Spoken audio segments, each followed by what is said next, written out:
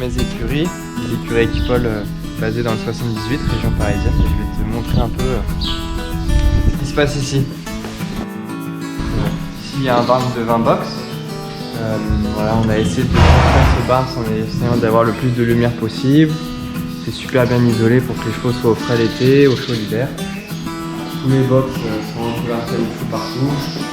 Essayer de les protéger au maximum. Donc voilà, on a essayé de faire quelque chose qui soit aussi joli et agréable pour travailler et confortable pour les chevaux.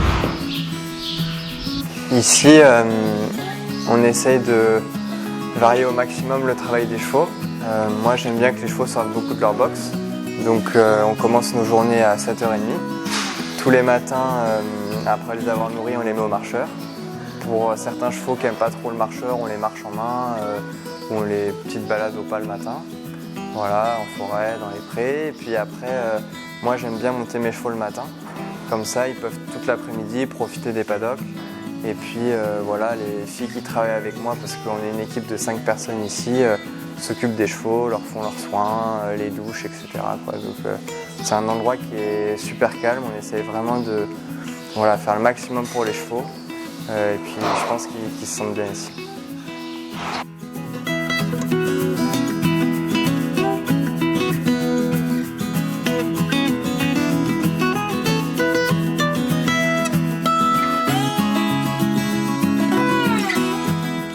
Alors ça c'est Funambule, il a 17 ans, c'est le cheval de Victor.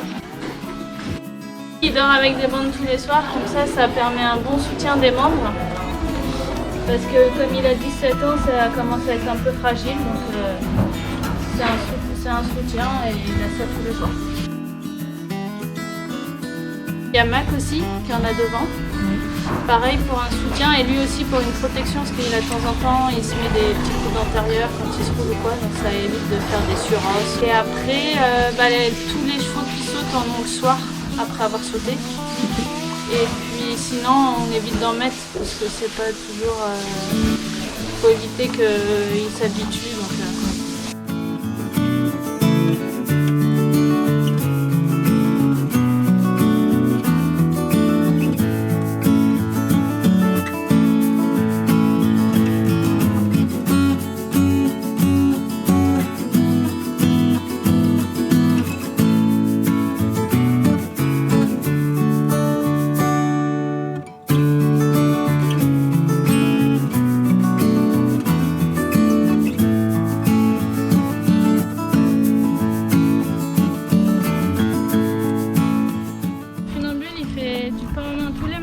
Parce qu'il va pas au marcheur, il aime pas ça, il attaque les barrières et en même temps il se fait mal au poulet, donc lui c'est pas en main et brouter le matin ou l'après-midi suivant.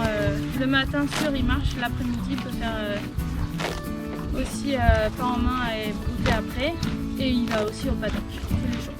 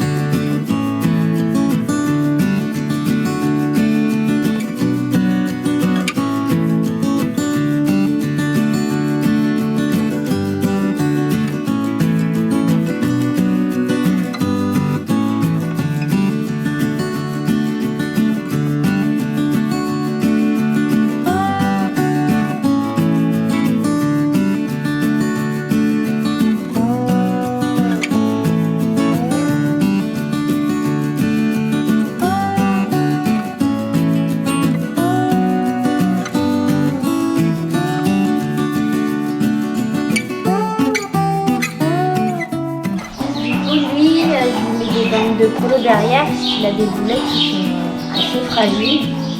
Donc comme ça le maintient un peu mieux dans le travail.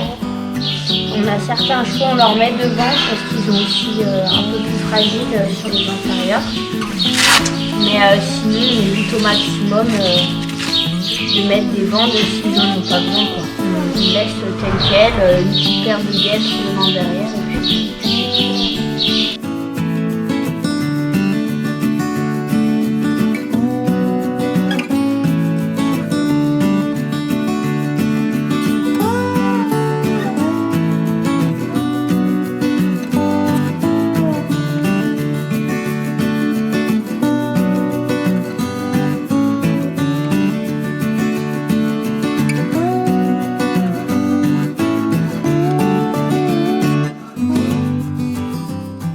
Un cheval de complet, il faut qu'il ait beaucoup d'aptitudes dans plein de disciplines. Et maintenant, le complet de haut niveau, il ne s'agit plus d'avoir un cheval qui a beaucoup de sang et qui est juste un super cheval de cross. Il faut des chevaux qui soient très très bons au dressage, extrêmement performants sur le cross et l'obstacle. Donc ça rend les choses encore plus compliquées. Moi, on va dire que j'ai 5 critères, tu vois.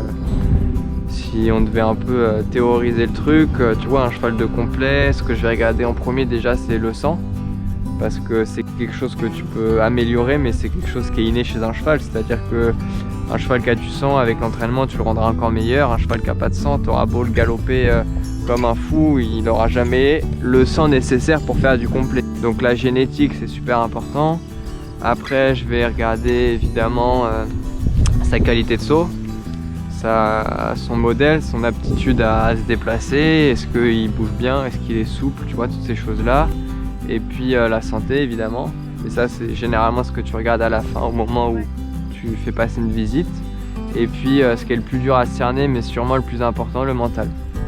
Donc ça, c'est un peu comme quand tu rencontres une personne, est-ce que le courant passe, est-ce qu'il passe pas, est-ce que j'aime la personnalité du cheval ou non. Voilà, tu essayes de le juger, c'est pas facile parce que généralement tu essayes ton cheval 20 minutes, c'est rare que tu l'essayes plusieurs fois. Et puis je pense aussi que c'est un critère qui évolue au fur et à mesure du temps parce que souvent il y a des chevaux qui sont un peu timides quand ils ont un nouveau cavalier sur le dos, donc ils se livrent pas trop et puis finalement tu te rends compte que quand ils sont chez toi, ça devient des super potes, quoi. Donc tu vois, au final, ces 5 critères, aujourd'hui est-ce que j'ai un cheval qui a les 5 critères? Sûrement pas. Et est-ce qu'il y a un cheval de haut niveau qui a les 5 critères? Je crois pas. À la fin, je pense que bien sûr que c'est des chevaux exceptionnels, mais ce qui fait la différence, c'est leur mental, leur envie de le faire, quoi. Et l'histoire que tu as avec eux.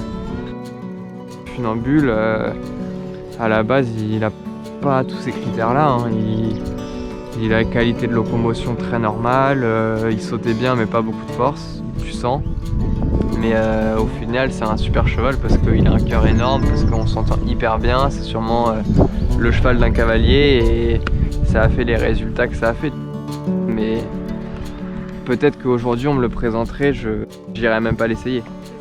Et je pense que des belles histoires comme ça, t'en as beaucoup. Et moi, je me rends compte souvent qu'à haut niveau, il y a très peu finalement de chevaux où on s'était dit à 4 ans waouh, c'est un crack et qui arrivent jusqu'au sommet.